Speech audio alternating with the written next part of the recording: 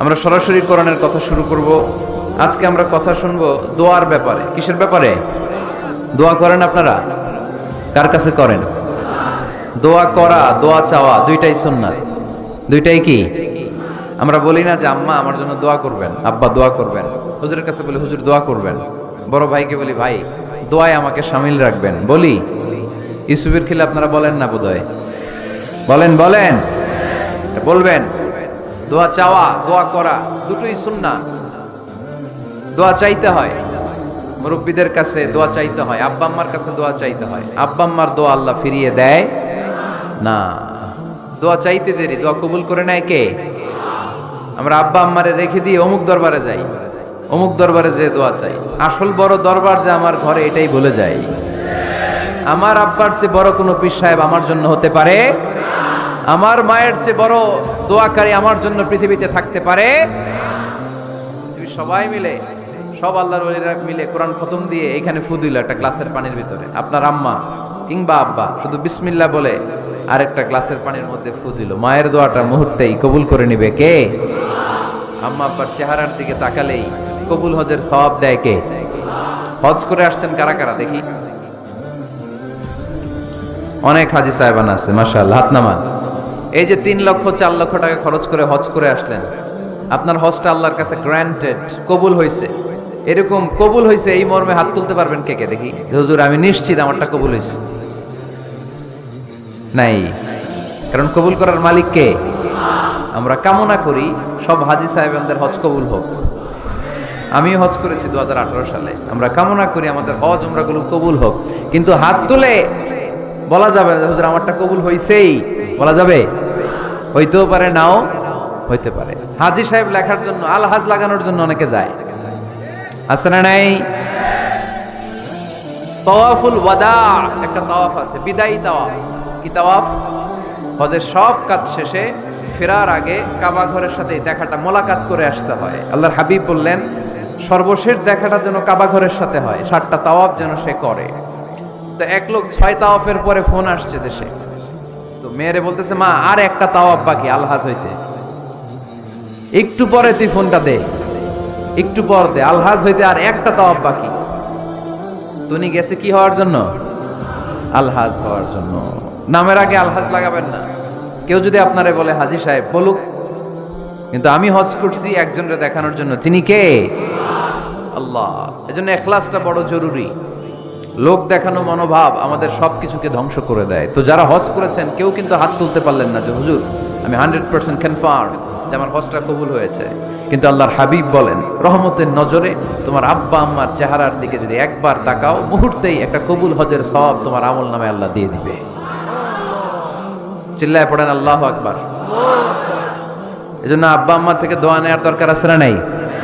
দোয়া চাইবেন, দোয়া চাইবেন। মায়ের মর্যাদা অনেক বেশি, বাবার চেয়ে 3 গুণ বেশি, কমসে কম। কয় গুণ বেশি? মা মা মা, তারপর বাবা। 3 বার মা। কয়বার মা?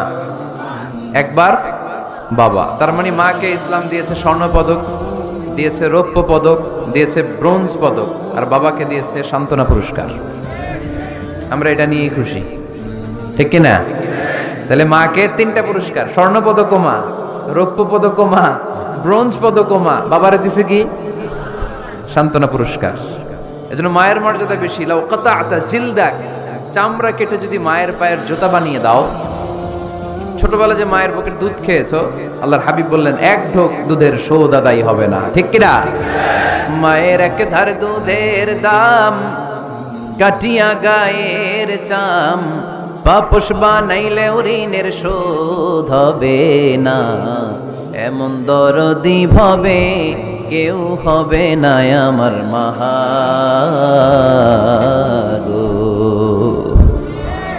আহা, যাদের মা নাই তারা জানে মা না থাকার কি জ্বালা। যাদের বাবা নাই তারা জানে বাবা না থাকার কি জ্বালা। এখন ঘরে ঝগড়া করেন, এখন ভাল লাগে না আব্বা আম্মারে, এখন আব্বা এই ভুল ধরে, আম্মা এইটা বলে, এখন অনেক অসহ্য লাগে। তো যেদিন চলে যাবে ওই দিন বুঝতে পারবেন মাথার উপর থেকে ছাতাটা নাই হয়ে গেছে, বটবৃক্ষটা চলে গিয়েছে, আর উপদেশ দেওয়ার মতো কেউ নাই, কাছে আগলে রাখার মতো কেউ নাই। এজন্য আব্বা আম্মা থাকতে আমরা যেন আব্বা আম্মার কাছ থেকে দোয়া চাই। আব্বা আম্মার দোয়া কোনোদিন আল্লাহ তাআলা ফিরিয়ে দেয়। অনুরূপভাবে মুসাফিরের দোয়া আল্লাহ ফিরিয়ে দেয় না। সফরে বেরোলেই দোয়া করবেন, পারবেন? মনে থাকবে? এখান থেকে ঢাকা যান না আপনারা? আনতা মুসাফির, এখান থেকে ঢাকা গেলে আপনি মুসাফির, দোয়া করা শুরু করে দেবেন। যদি জুলুমের শিকার হন, মাজলুম, ইত্তাকু দাওয়াতাল মাজলুম, আল্লাহর হাবিব সাল্লাল্লাহু আলাইহি ওয়াসাল্লাম বললেন মজলুমের বদদোয়াকে ভয় করো, কেননা মজলুমের বদদোয়া আর আল্লাহর আরশের মাঝখানে আল্লাহ কোনো পর্দা রাখে না। দোয়া করতে দেরি, এই দোয়া কবুল করে নেয় কে? মজলুমের দোয়া আল্লাহ তাআলা কবুল করে। এজন্য আব্বা আম্মার কাছ থেকে যেন আমরা বেশি বেশি দোয়া নিতে পারি। আল্লাহ তুমি তৌফিক দাও। দোয়া চাওয়াও সুন্নাহ, দোয়া করাও সুন্নাহ। বুঝতে পেরেছেন? দোয়া নিজের জন্যও করবেন, অন্যের জন্যও করবেন। রাজি আছেন তো? অনেকে বলে হুজুর আমার দোয়া আমি করব, আমি আরেকজনের জন্য করব কেন? উনারটা উনি করুক, আমারটা আমি করি, এরকম কথা আছে না? নাই না, অন্যের জন্য দোয়া করবেন, এতে লাভ আছে। আপনি যখন কারোর জন্য দোয়া করেন, ফেরেশতারা আল্লাহর কাছে দোয়া করতে থাকে, আল্লাহ যেই দোয়া সে তার ভাইয়ের জন্য করলো, আগে দোয়াটা তার নিজের জন্য কবুল করে দাও। মা মিন মুসলিম ইয়াদউ লি আখিহিল মুসলিম বিযাহরিল গায়ব ইল্লা ক্বালাল মালাক ওয়ালাকা বিমিসলিন। ফেরেশতারা বলে ওয়ালাকা বিমিসলিন, আপনি দোয়া করলেন আল্লাহ আমার এই ভাইটার টাকা পয়সা নাই, তুমি তারে ধনী বানায় দাও। ফেরেশতারা তখন বলে ওয়ালাকা বিমিসলিন, মানে আল্লাহ যিনি দোয়া করতেছে আগে তারে ধনী বানিয়ে দাও। সুবহানাল্লাহ কইতে পারলেন না? আরো জোরে বলেন সুবহানাল্লাহ। একখানা ডর করি কও বাজি সুবহানাল্লাহ। এবার বেড়ে গেছে আওয়াজ। একখানা ডর করি হও না বাজি, এইটা বললে কক্সবাজারের ভাইয়েরা বলতে পারে। ডর করি কইতে হবে বড় বড় করে। আপনার ভাই অসুস্থ, আপনি দোয়া করলেন আল্লাহ আমার ভাইটা অসুস্থ, তারে তুমি সুস্থ করে দাও। ফেরেশতারা বলে ওয়ালাকা বিমিসলিন, মানে আল্লাহ যিনি দোয়া করতেছে তার কোনো রোগ বালাই থাকলে আগে তারে সুস্থ করে দাও। এই জন্য অন্যের জন্য দোয়ার দরকার আছে না নাই? আল্লাহর হাবিব সাল্লাল্লাহু আলাইহি ওয়াসাল্লাম বললেন দোয়া মুখুল ইবাদা, দোয়া হচ্ছে ইবাদতের নির্যাস। নামাজ পড়লেন, রোজা রাখলেন, যাকাত দিলেন, কিন্তু দোয়া করলেন না, তার মানে আসল নির্যাসটা আপনি মিস করলেন। ঠিক কি না? আরেক বর্ণনায় এসেছে আর দোয়া হুয়াল ইবাদা, দোয়াটাই নাকি ইবাদত। দোয়া যে করতেছেন এটাই ইবাদত। আওয়াজ করে পড়তে হবে আল্লাহু আকবার। এজন্য প্রতিটা সালাতে যখন আমরা নামাজে দাঁড়াই, যখন মুসল্লায় দাঁড়াই, আমরা যখন সূরাতুল ফাতিহা পড়ি, এর মধ্যে আল্লাহ একটা দোয়া শিখিয়েছেন, পড়েন ইহদিনাস সিরাতাল মুস্তাকিম। ইহদিনাস সিরাতাল মুস্তাকিম, O Allah show us the right path, show us the correct path. Allah আমাদেরকে সহজ সরল সোজা পথ দেখান। আল্লাহর হাবিব সাল্লাল্লাহু আলাইহি ওয়াসাল্লাম একবার খেজুর গাছের ডাল দিয়ে মরুভূমিতে একটা টান মারলেন, সোজা একটা টান, আর ডানে বায়ে অনেকগুলো দাগ কাটলেন। আল্লাহর হাবিব বললেন ডানের ছোট ছোট রাস্তাগুলো শয়তানের রাস্তা, ওরা হাতছানি দেয়। আসো নাচের অনুষ্ঠানে আসো, গানের অনুষ্ঠানে আসো, মদের আড্ডাখানায় আসো, জুয়া খেলাতে আসো, ওইদিকে যাওয়া যাবে না। মুমিনের রাস্তাটা সোজা, এটা সিরাতুল মুস্তাকিম। এই রাস্তায় যদি একবার উঠে যান, ডানে বায়ে কোনো মোড় নাই, খালি চলবে, খালি চলবে, ইউটার্ন নাই, কোনো চৌমুহনী নাই। এই রাস্তা শুরু হয়েছে দুনিয়াতে, এই রাস্তার শেষ মাথা ঢুকে গিয়েছে জান্নাতে। এজন্য প্রতিদিন সালাতে আমরা পড়ি আল্লাহ তুমি আমাদেরকে সরল সঠিক পথ দেখাও। আমরা যদি কোনোদিন রাস্তা হারিয়ে ফেলি, আমাদেরকে রাস্তা দেখায় কে? আমি যদি কোনোদিন পথ ভুলে যাই, হাতে ছানি দিয়ে কাছে নিও, মমতার বন্ধনে আমায় বেঁধে সব ভুল ক্ষমা করে দিও। পড়েন আমিন। এজন্য সালাতের মধ্যে দোয়া আছে না নাই? প্রতিদিন আমরা দোয়া করি, দোয়াটা পড়ি, কিন্তু অর্থ বুঝি না। এর চাইতে দামি দোয়া হতে পারে ইহদিনাস সিরাতাল মুস্তাকিম, আল্লাহ সিরাতুল মুস্তাকিমের পথ দেখাও, সোজা পথ। এজন্য দোয়ার গুরুত্বের কোনো শেষ নাই, এটা অনেক গুরুত্বপূর্ণ। It's an art. দোয়াটা একটা শিল্প। দোয়াটা কি? একটা শিল্প। এটাকে রপ্ত করতে জানতে হয়, এটাকে আত্মস্থ করতে জানতে হয়। সব কাজের মধ্যে first class, second class, third class আছে না নাই? কারো দোয়া থার্ড ক্লাস দোয়া, কারোটা সেকেন্ড ক্লাস, কেউ করতে পারে ফার্স্ট ক্লাস দোয়া, ঠিক কিনা? দোয়ার মতো যদি দোয়া করতে পারেন, এটা হচ্ছে ফার্স্ট ক্লাস দোয়া, মুহূর্তে আরশে পৌঁছে যায়। এটাকে রপ্ত করতে হয়, এটার মধ্যে আবেগ জুড়ে দিতে হয়। অনেকে দোয়া করে আবেগ নাই, আছে না নাই? জুমার দিন দেখবেন নামাজ পড়ে ইমাম সাহেব দোয়া করতেছে, অনেক মুসল্লি দোয়াও করতেছে, ওদিকে তাকায় আছে, হাত কিন্তু এইভাবে, আর তাকায় আছে জানালার দিকে। ও কি দোয়া করতেছে? কথা বলেন, আছে না নাই? এজন্য দোয়াটা করবেন কায় মনোবাক্যে, খুব আন্তরিকতা দিয়ে, হৃদয় থেকে। আপনার চোখের পানি যেন ঝরে। চোখের পানি যদি কোনো দোয়ার মধ্যে পড়ে, আপনি বুঝে যাবেন এই দোয়া আল্লাহর কাছে কবুল। চোখের পানি এত দাম। 2 ফোঁটা পানি আল্লাহর কাছে সবচাইতে প্রিয়। এক হচ্ছে জিহাদের ময়দানে শহীদের শরীর বেয়ে ঝরে পড়া রক্তের পানির ফোঁটা। দ্বিতীয়টা হলো অনুতপ্ত বান্দার চোখের পানির ফোঁটা। নিজের ভুলগুলো বুঝতে পেরে কেউ যখন কান্না করে আল্লাহর কাছে কাঁদে, তার চোখের পানি চোখ বেয়ে নাকের ডগা বেয়ে মাটিতে পড়ার আগেই ওই ক্রন্দনরত বান্দার জীবনের সব গুণ আল্লাহ মাফ করে দেয়। এজন্য কান্নার কোনো বিকল্প নাই, কাঁদতে হবে, কাঁদলেই ক্ষমা পাওয়া যাবে। তাহলে দোয়া হচ্ছে একটা আর্ট, আমরা বুঝলাম। ইটস অ্যান আর্ট, এটা শিল্প, এটাকে আত্মস্থ করতে জানতে হয়। কেমন করে এই দোয়াটা করলে দোয়া কবুল হয়, কখন করলে কবুল হয়, এটার প্রসিডিউরটা কি, what is the mechanism two be accepted hour সাপ্লিকেশন, কেমন করে কবুল হবে, আজকে এই মেকানিজমটা একটু আমরা জেনে যাব ইনশাআল্লাহ। পড়ে রাজি আছেন তো সবাই? মানুষের তাকদীরের কোনো চেঞ্জ হয় না। আর তাকদীরু লা ইয়ারুদ, তাকদীরের কোনো চেঞ্জ হয়? মহাবিশ্ব সৃষ্টির 50,000 বছর আগে আমাদের তাকদীর লিখে রেখেছে কে? এই তাকদীরের কোনো চেঞ্জ নাই। এজন্য আমরা বলি খাইরিহি ওয়াল কদর খাইরিহি ওয়া শাররিহি মিনাল্লাহি তাআলা। এই তাকদীরের ভালো হোক চাই মন্দ হোক, সব লিখে রেখেছে কে? এটার কোনো চেঞ্জ নাই, এটার কোনো সাধারণত রদবদল নাই, এটার কোনো পরিবর্তন নাই। আত-তাকদীরু লা ইয়ারুদ্দু ইল্লা বিদ-দুআ। আল্লাহর হাবিব বললেন, মানুষের তাকদীরের কোনো পরিবর্তন হয় না, চেঞ্জ হয় না। তবে তাকদীরের কিছু অংশ যদি কখনো চেঞ্জ হয়ে যায়, দোয়ার বদৌলতে আল্লাহ এটাকে চেঞ্জ করে দেয়। কি পাওয়ার দেখছেন? তাকদীরও চেঞ্জ করে ফেলে দোয়া, তাকদীর চেঞ্জ হয়ে যায়। আমরা প্রায় শুনি মুমূর্ষু রোগী, ক্যান্সারে আক্রান্ত, বাংলাদেশের সবচেয়ে বড় ডাক্তার ঘোষণা দিছে বাঁচবে না, বেশি বাঁচলে 3 মাস। কয় মাস? এরপরেও দেখা গেছে উনি 10 বছর বেঁচে ছিল। এরকম নজির এদেশে আছে না নাই? কিভাবে বাঁচলো? দোয়ার বদৌলতে। কিসের বদৌলতে? তো এটা যে অনেক গুরুত্বপূর্ণ, এটা কি আপনারা ফিল করেন, টের পান আপনারা? এটা অনেক powerful. It's like a missile. যুদ্ধে যেমনি সেনাবাহিনীরা মিসাইল হামলা করে, মিসাইল হামলা করলে যেমনি মিসাইল লক্ষ্যবস্তুতে যে ভেদ করে, দোয়ার মতো দোয়া করতে জানলে দোয়াটাও লক্ষ্যবস্তু যে স্পর্শ করে। সুবহানাল্লাহ পড়বেন না? আর দোয়া ও সিলাহুল মুমিন, দোয়া হচ্ছে মুমিনের অস্ত্র। শুধু AK-47, machine gun, Chinese Corel এগুলো আমাদের অস্ত্র না মিয়া। আমাদের অস্ত্র হলো দোয়া।